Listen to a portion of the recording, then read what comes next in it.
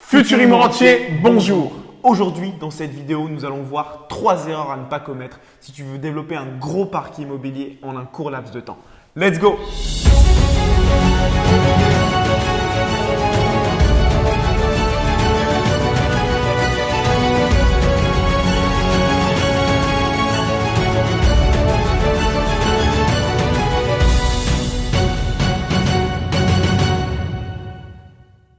Le premier point, ça va être par rapport à ta gestion financière. Stop les passifs. Fais un gros point, une grosse mise au point sur tes 3 derniers relevés de compte. Regarde ce qui est futile, ce que tu n'as pas besoin et fais des sacrifices. Il n'y aura rien sans rien. Il va falloir que tu sors de ta zone de confort, ça c'est certain. Mais sur la partie financière, il va falloir faire un gros travail si tu n'es pas éduqué financièrement déjà de base. Alors, tout ce qui est passif, tout ce qui est voiture, si tu as pris un crédit pour une voiture ou un LOA, un LD, c'est exactement la même chose. Tu Là, sors tu de es en tout train ça. de faire baisser ta capacité d'emprunt, ce qui va t'empêcher d'investir. Alors, fais un gros point sur ça. Fais des sacrifices pendant 1 an, 2 ans, 3 ans, 4 ans. Et après, tu vas pouvoir jouir de ton cash flow pour pouvoir te payer toutes ces futilités. Deuxième chose, commencer petit sans risque. On entend souvent dire que voilà, je vais démarrer petit, mettre un petit pied à l'étrier, je ne prendrai pas de risque. Alors que non, ce n'est pas forcément vrai. Je ne dis pas non plus que c'est forcément faux, mais je vais vous faire un exemple et vous allez comprendre.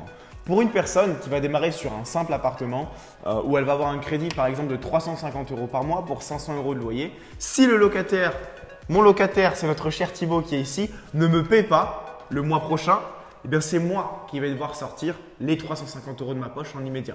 Parce que le déblocage, même s'il y a une assurance loyer impayé, ne se fait pas en une seconde. Donc, on démarre sans risque, mais par contre, on doit sortir 350 € de notre poche. Sur nos premières opérations avec Thibaut, bon, je vais prendre la première de mon côté. C'est une grande maison, j'ai divisé en 3 appartements. J'ai une mensualité de crédit dessus de 735 € par mois, crédit presque à 110, je suis à 108% sur 25 ans et j'ai sur les 3 logements environ 1700 € de loyer par mois. Si on fait 1700 moins 735, on a à peu près 900 € de cash flow brut, ce qui me fait aux alentours de 600-700 € de cash flow net tous les mois. Okay. Si maintenant j'ai un locataire qui ne me paie pas 1700 €, on va venir déduire 500 € de loyer, il me reste 1200 contre 700 € à rembourser à les banques. C'est OK.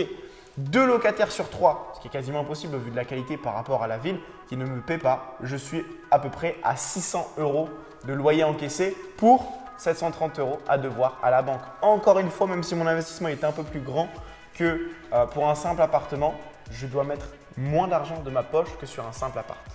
Donc fais bien attention à ça. Ce n'est pas parce que tu vas prendre peu de risques sur le papier que sur le terrain, tu ne prendras aucun risque. Fais bien la part des choses. Le troisième point, c'est par rapport à l'acquisition de connaissances. Si tu ne te sens pas compétent aujourd'hui, eh ben, tu as énormément de croyances qui t'empêchent de passer à l'action. On a des centaines de personnes chaque mois sur notre compte Instagram qui nous envoient des messages privés. Thibaut, j'ai fait telle ou telle erreur sur la partie travaux, sur la partie recherche de biens, sur la partie fiscalité. Ils perdent des milliers d'euros. Alors, effectivement, moi, ce que je te conseille, c'est de te former gratuitement dans un premier temps, des livres, des vidéos YouTube. Tu as 700 posts sur notre compte Instagram avec énormément de valeur. Pose-toi une question. Est-ce que l'immobilier, c'est vraiment fait pour moi? Et puis, si c'est le cas, forme-toi. Et fais-toi accompagner par des personnes qui ont déjà fait ce que tu as envie d'entreprendre. Oui, go. Et est-ce que je veux investir dans un bien immobilier à 50 000, à 100 000 €, à 200 000, à 300 000 en risquant énormément de choses et en acquisissant les compétences de manière gratuite? Est-ce que je veux prendre ce risque? Peut-être que oui et tout va se passer très bien, ou peut-être que des fois quelques dizaines, quelques centaines, voire quelques milliers d'euros en fonction des objectifs. Parce que si je ne suis pas capable d'investir sur moi, sur ma propre personne, quelques milliers d'euros pour lever 200 000, 400 000, 500 000, 1 million d'euros en quelques années, je ne sais pas si réellement c'est ce mindset-là qu'il faut en tant qu'investisseur immobilier. Exactement. Un petit bonus pour conclure cette vidéo. Entoure-toi de personnes qui ont ces mêmes objectifs, cette même envie de passer à l'action, cette même envie de résultat, qui ont envie d'un monde meilleur. Parce que tu l'as compris, c'est possible.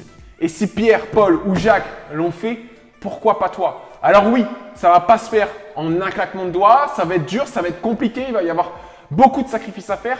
Mais si tu mets tout ça en place, je peux t'assurer que tu vas y arriver. Alors let's go, futur immorentier. C'est ensemble qu'on va y arriver. On espère en tout cas que cette vidéo t'a plu. Ne fais pas ces erreurs si tu veux absolument développer un gros parc immobilier en un court laps de temps. Merci à toi pour le visionnage. N'oublie pas de nous rejoindre sur Telegram. On t'offre chaque semaine 5 biens déniché par nos propres soins pour que tu puisses y investir sans passer par cette partie recherche de biens et tu es quasiment certain, suite à notre analyse, que ce projet est potentiellement rentable. Et puis en attendant, si tu veux nous retrouver sur Instagram, Imorentier, I2MORENTUR, tu as plus de 700 posts de valeur qui t'attendent et une communauté de plus de 43 000 personnes.